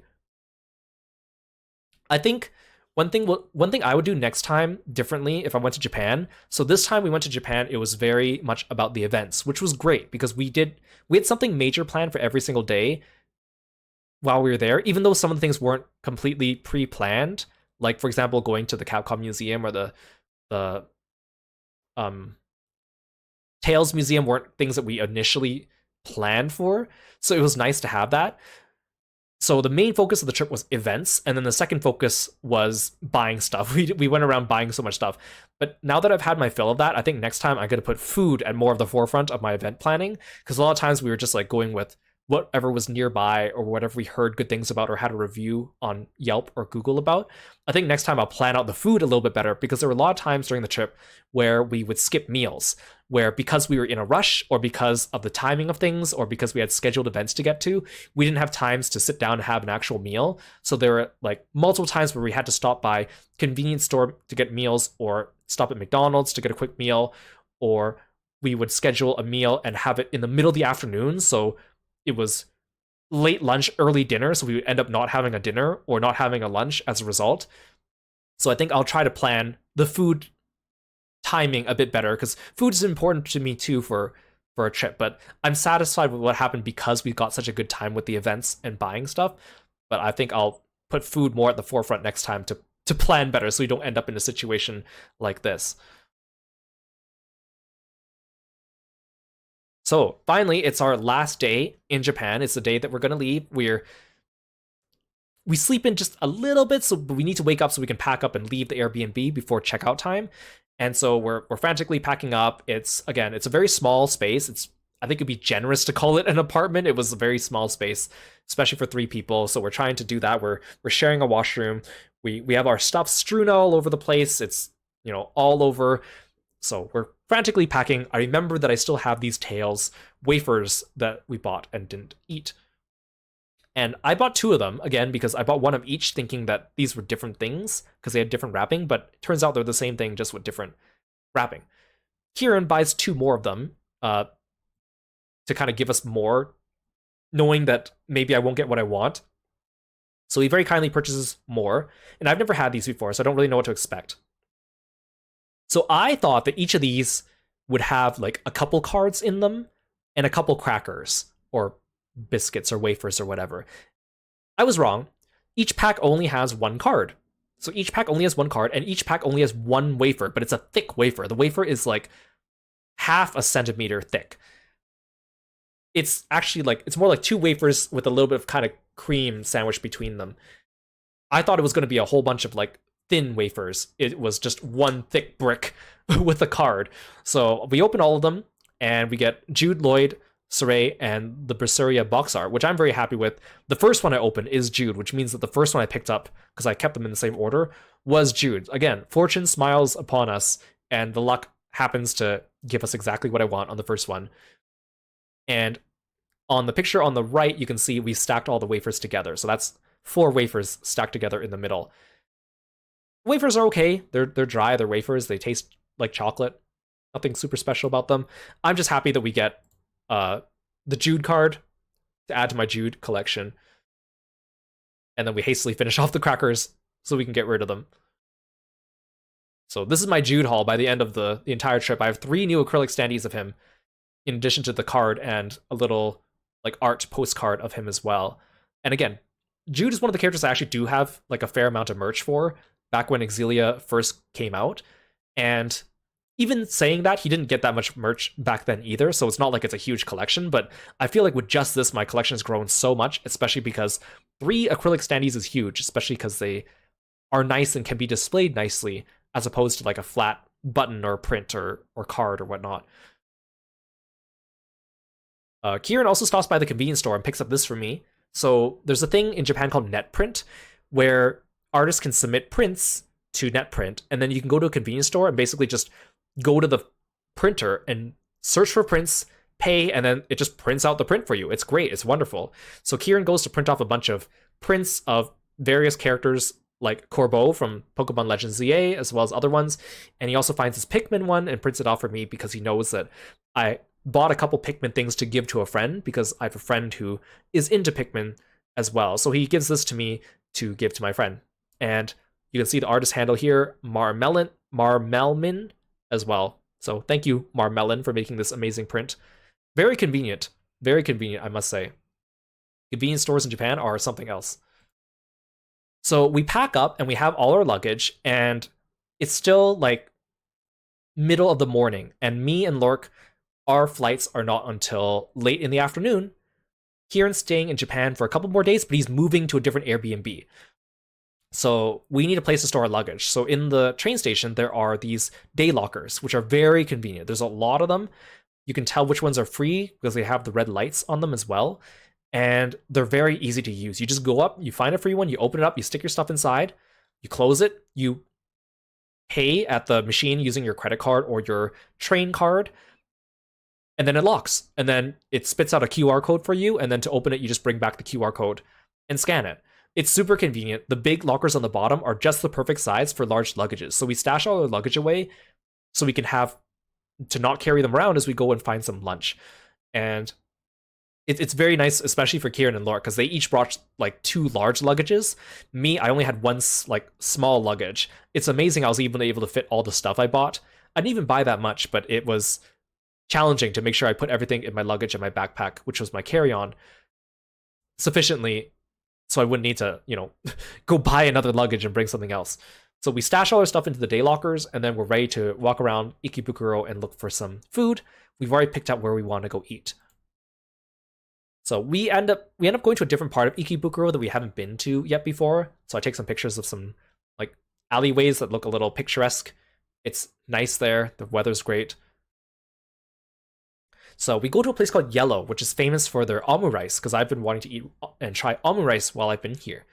And the line for Yellow, they haven't opened yet when we get there, but there's a line out the door waiting to get in, and the line is so long and they don't want to obstruct the other neighboring restaurants. So what happens is the line cuts off and then continues again another block down the street. So for us, there was a sign that directed us there. We were worried because we saw people inadvertently cutting in line because they didn't realize that the line was disjointed, but luckily the waitress was on top of things and would come and make sure who was in line and also check off how many people were in each party so she could plan accordingly. So we look at the sign on the way in, and they have all these delicious types of omurice. And me and Kieran, we get the double cheese hamburg, which is the flagship item. It uses Wagyu beef for the hamburg, and it comes with cheese. Really, really good looking. I think Lork gets the shrimp tomato cream one, if I'm not mistaken. And that one looked really good too, actually. But I wanted to try the hamburg one. So this is what the inside of the restaurant looks like, or at least one of the booths. It's very quaint. It's nice. It's neat and tidy. Oh, yours was the crab one. You got the crab cream one. Oh, that's the first one, the crab cream croquette. So we go inside, and it's nice and quaint. Again, the ceiling's kind of low because there's also like little steps inside as well. So you're tall, you got to watch your head. And we sit down and we order our omurice.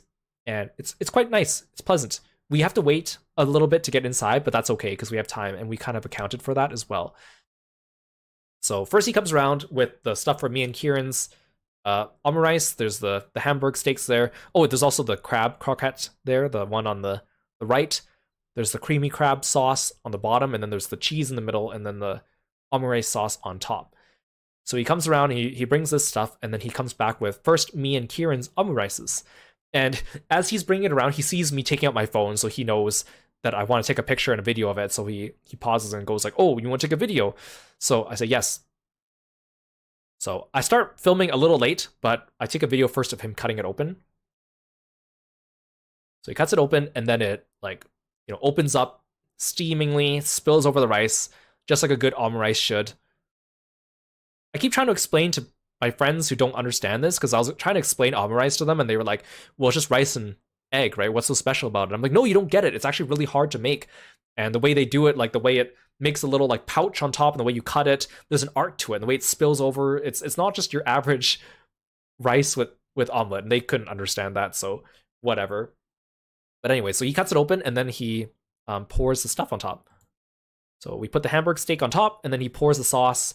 The sauce drizzles down onto the egg, and then he tops it off with the cheese. It was very tasty. The sauce was very tasty too. The hamburg steak was delicious. The rice was good. I think this was my favorite meal while I was there, beating out the pandamonudon by just a little bit. Yeah, look at that. That was so good. And so we get that, and Lork gets the crab cream one, and we eat, and it's delicious. And we decide not to eat dessert because we actually want to go somewhere else for dessert afterwards.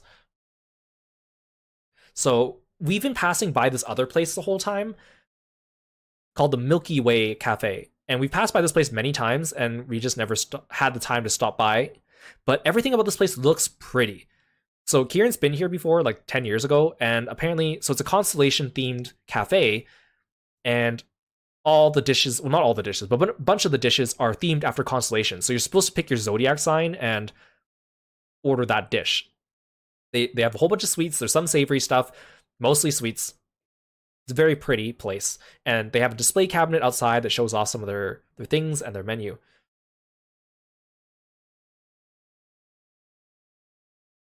So here's another picture of their menu. There's another display cabinet inside with more things. You can also buy their teacups and their teapots, which are star-shaped, which is super cute.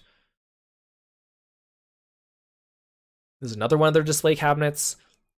So we get there and they're full, but we put our names down for a table, and luckily there's only like 1 or 2 people ahead of us, so we don't actually wait that long. So we end up pretty lucky in that case, and they bring us in and seat us. So again, outside it's pretty. They have like a star-shaped table. There's like a little star decoration. There's the menu. It's right next to like another place, which you see in the red there. So we go inside and they seat us. And so we look at the menu. So you'll notice that the dates for these constellations might be different than what you know. And the reason why is because they're using 13 constellations, not 12. They're using Ophiuchus, the snake. So that shifts the constellation dates. So normally I'm an Aries, but according to this, I'm a Pisces.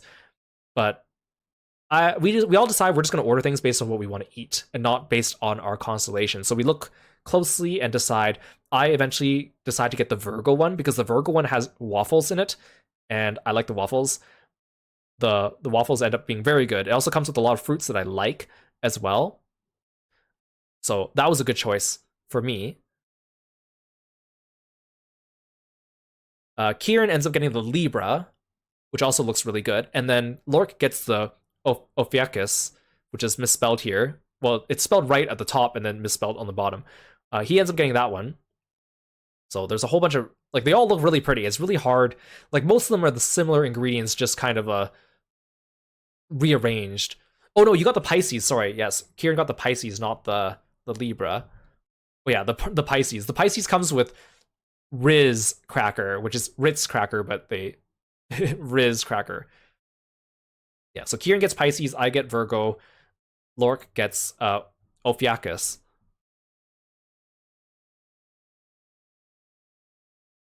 They also give us these placemats that have like your like fortune on them based on your constellation, which is cute. Everything about this cafe is super cute. Even the bottoms of the tables are shaped like stars, and here's a picture of the star-shaped teapot as well.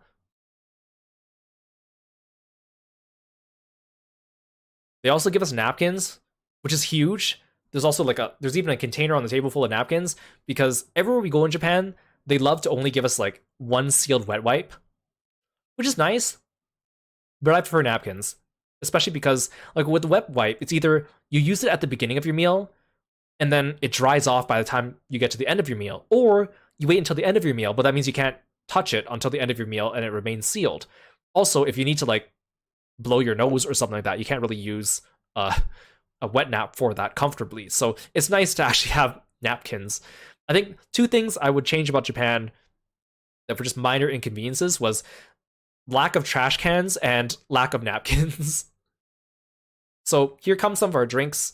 I get a peach iced tea, which is there on the left. It's cute. It's got little coconut jelly shaped like stars. It's got peaches inside. It comes with a stir stick with a coin on the end. Kieran gets the Hawaiian drink, which ends up being very grapefruit heavy.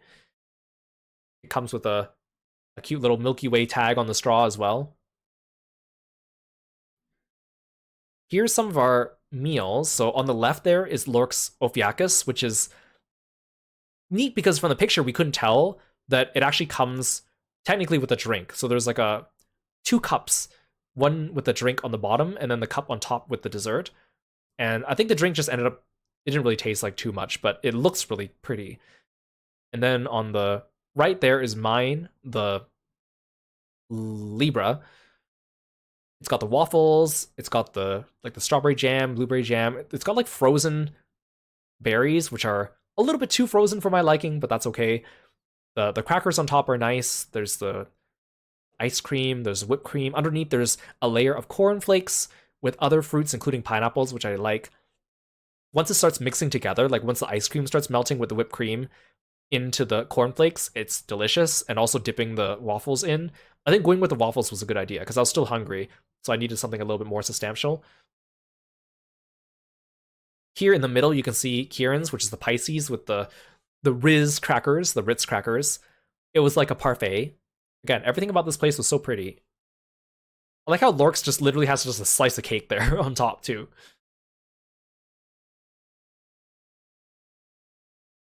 So it's time for us to head back.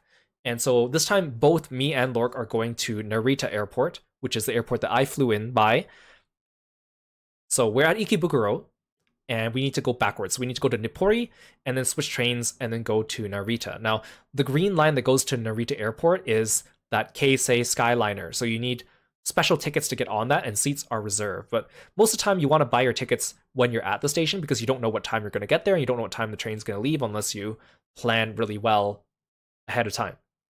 So we get to Nippori, and up until then, we're still using our regular train cards because that's part of the regular line.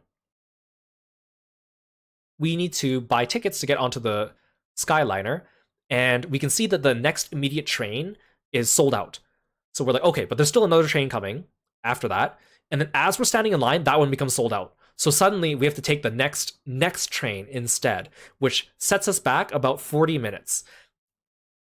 Lork's flight is about an hour before mine, so that means we're cutting his flight kind of close. And for me, I should be okay, but it was a tight schedule, so I recommend that if you're going to go to Japan and if you're leaving, maybe account for even more time to get to the airport ahead of time because you don't know if that train's going to sell out, right? Unless you plan really well and buy your tickets ahead of time. So we say goodbye to Kieran, and then so I've learned my lesson that when you're switching lines here, you actually have to do something special. I forgot to mention this in the first stream during arrival, so I'll mention it now. So what happens is at the airport, I purchased my ticket for the Skyliner, which took me down this green line all the way to Nippori. So at Nippori, you have to switch train lines onto the green circle. And the green circle uses your tap card to get on, and the Skyliner uses a ticket you need to buy. Most of the time when you switch train lines in Japan, you exit your line by tapping out, and then you go into the next line by tapping in. But here at the gate for Nippori, switching between these two, there's no lay area between the two lines. You directly tap out of one and into the next. So my error coming out, and I think Kieran and Lork also make this error on their way in, but it's at a different station and I'm not with them. So basically what you do is when you're at Narita Airport, if you buy your Suica card ahead of time or at the airport, which is going to be for the JR line, which is the green line in the middle, you buy your Keisei Skyliner ticket. To get onto the Skyliner platform, you put your ticket into the machine and then the ticket pops back out, so you grab it again. Then you take the line all the way down to Nippori. Once you switch lines from there, to exit, normally you would just insert your ticket and then leave. What you need to do is you need to insert your ticket and then tap in at the same time because you're leaving one line and entering the next. So I didn't do that. I just put the ticket in and then I went through. So then the problem was that when I was trying to get out at Ikebukuro, I was trying to tap my card and it was turning red because I had not tapped in. So then I had to go to the booth and the guy was understanding that I was a traveler and just charged me the fee and let me through normally. And I think Kieran and Lork had to do that too. So if you are exiting from the Skyliner onto the Nippori regular line, you need to insert your ticket and tap your card before you go through. And when I first got there, it was actually really crowded because there were a bunch of other travelers trying to figure this out. There was a big bottleneck, and there was like one poor train worker trying to show people what to do and stuff. It was very busy. So that'll save you some trouble if you know what to do. So here, when we were getting on the line to leave, we had to do the reverse. So we were on the Nippori line, the JR line, and we need to get onto the Skyliner line. So we had our Skyliner tickets. But so to get in, we need to insert our ticket, tap out, and then pick up our ticket because you need the ticket again to leave. So ticket, tap, ticket on your way out. On your way in, it's ticket, tap because the ticket doesn't come back once you're leaving. Just a little thing to note for the future. More for my future self when I go and watch this video again next time, so I remember. So we take the train to Narita. It, again, takes about 40 minutes for us to wait because we missed those first 2 other trains for getting the tickets in time. But there is a waiting room on the platform, but it's just crowded. There's people everywhere, all with their luggage waiting to get on, so we don't really have a chance to sit down. But we get to the airport on time, in the nick of time, I should say, because Lork barely makes his flight, barely is able to get his stuff onto the plane, but luckily is helped by the very nice airport officials, and I still have comfortable enough time because my flight is a little bit later. It takes a little bit of time for me to go through baggage, just because I'm used to doing baggage myself, where you go to like a terminal and you print off your own baggage tags and then you put your thing on the belt, but at this airport, at least for my particular airline, they did not have that, so they were manually doing it with people at the counter, and there weren't that many people working the counter, so it took a little bit of time, but that was okay. Security and everything was easy. So I have some time, I wait around, I'm tempted to buy food at the airport to get one last meal, but I'm also like, I don't want to eat too much before getting on the plane because I don't want to have to get up and use the washroom. So again, I have window seat because I just hunker down and I just stay there for the whole flight. The flight is shorter on the way back, thanks to the air flows, the air currents. Not only that, we also get back even earlier than expected. So that was great. The flight was a lot shorter. I ended up watching the rest of The Last of Us Season 2, which I heard a lot of people complaining about it, and I understand why, but honestly, I thought it was okay, other than a couple glaring complaints I have about it, but it was okay. I try to sleep, but I can't because I just can't sleep on planes. I guess the only thing is, like, the only reason why I finished watching this was also because there was literally nothing else I wanted to watch that I hadn't watched on the flight coming in that was available on the plane. So I was like, I might as well watch something I can talk about and something that I wanted to eventually see.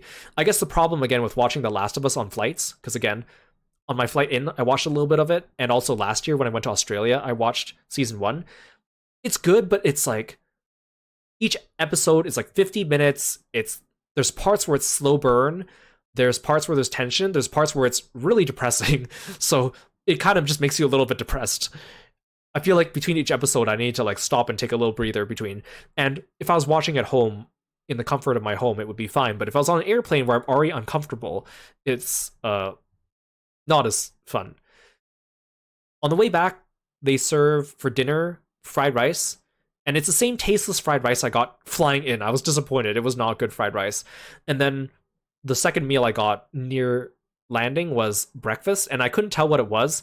It was an omelet, but it was the most mushiest, weirdest looking omelet I've ever seen. It didn't taste good, and even just opening up the container, I couldn't tell what it was at first. I thought it might have been a giant hash brown thing. I couldn't tell until I started eating it, and I was like, oh, this is egg. It was not good. I was quite disappointed by that. But I landed early, and that was fantastic. And then, like, I landed around the same time as Lork did, and he took off earlier than me as well. Due to the different, not only, like, part of it's the difference in our flights, but also mine just happened to be, we got there like half an hour earlier than expected, and the flight already was like an hour and a half shorter than the flight coming in. So it was incredible. So I get back midday, it's Sunday, I have to go to work the next day, it's Monday.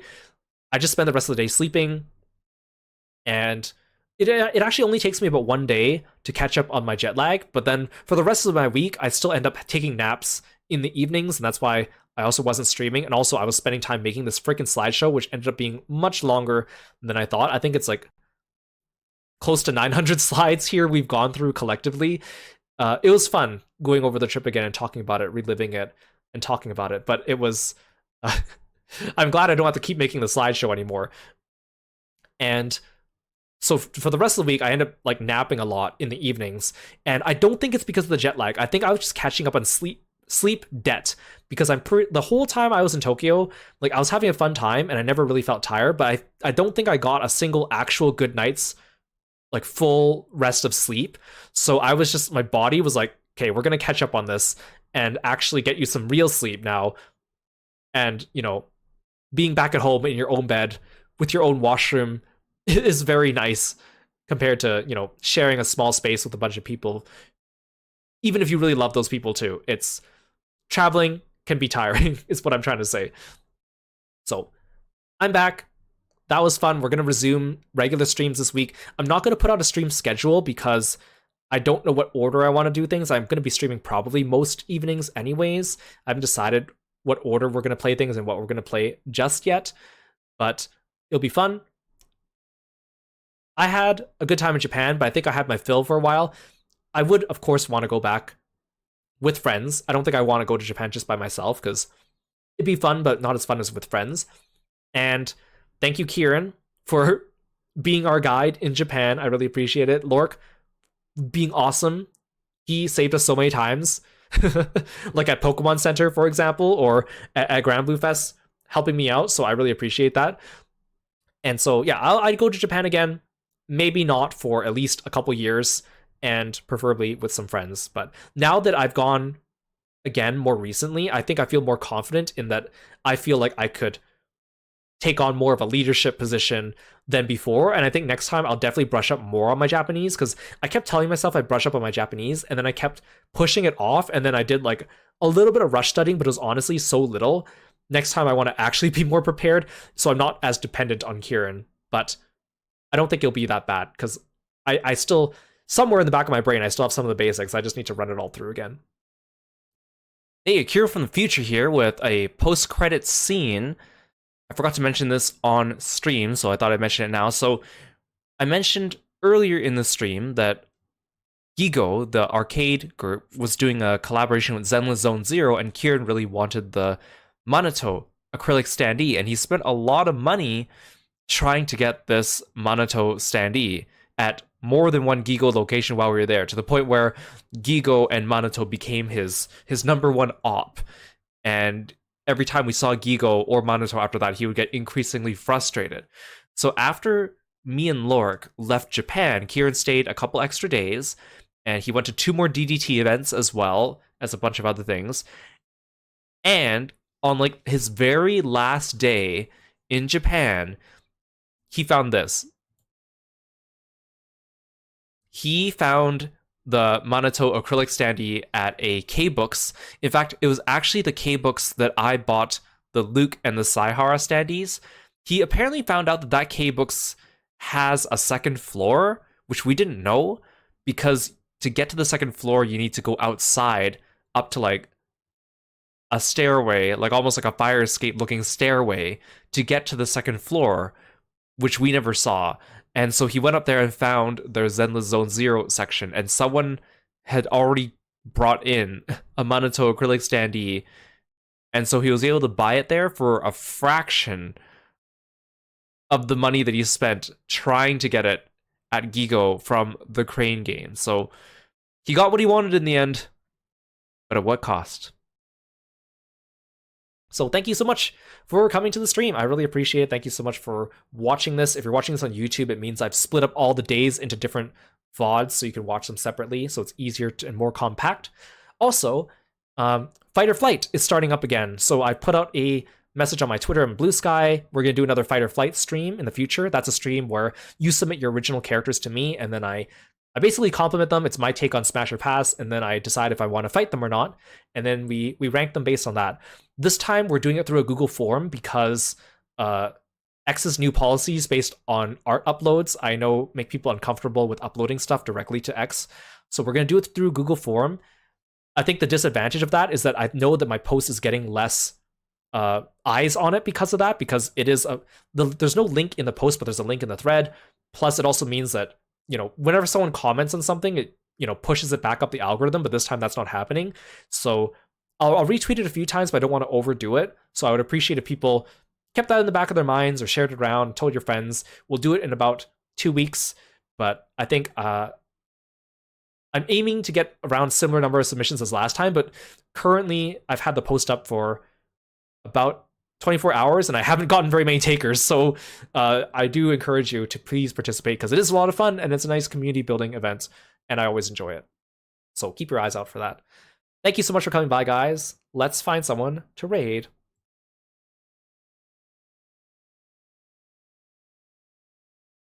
Why won't it exit?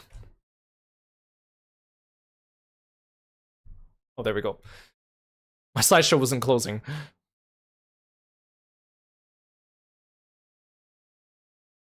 Okay, it seems like